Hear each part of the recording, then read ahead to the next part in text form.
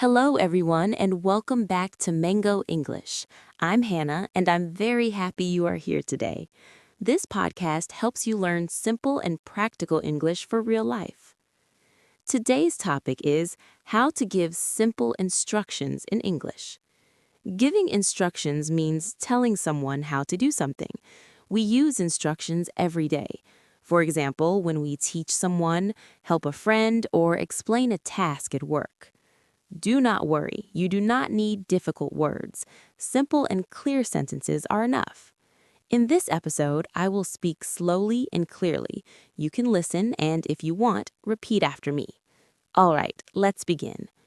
First, when you give instructions, use simple action words. These are called verbs. For example, open, close, go, take, put, and turn. We usually start instructions with the verb. For example, you can say, open the door, or close the window, or turn on the light. These are short and clear instructions. Let's look at more examples. You can say, take a seat, or sit down, or stand up. These are very common in daily life. Now let's learn how to give instructions step by step. Sometimes you need to explain more than one action. In this case, you can use simple order words. For example, first, then, finally. Listen to this example. First, open the box. Then, take out the item. Finally, close the box. This helps the listener understand the order. You can also give directions for simple tasks. For example, imagine you are explaining how to make tea. You can say, first, boil some water. Then, put a tea bag in a cup. Next, pour the hot water into the cup. Finally, drink your tea. These are clear and easy instructions. Now let's talk about making instructions more polite. Sometimes direct instructions can sound strong. To be more polite, you can add please. For example, open the door please, or please sit down, or please wait here. This makes your English sound more friendly. You can also use can you or could you. For example, can you open the window? Or could you help me with this?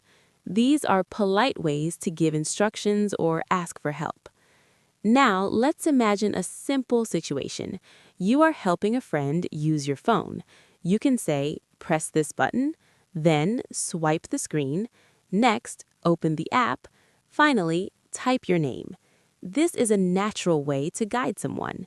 If the person does not understand, you can repeat or explain again. You can say, let me show you, or I will explain again. Giving instructions is not only about speaking, it's also about being clear and patient. Use simple words, speak slowly, and make sure the other person understands.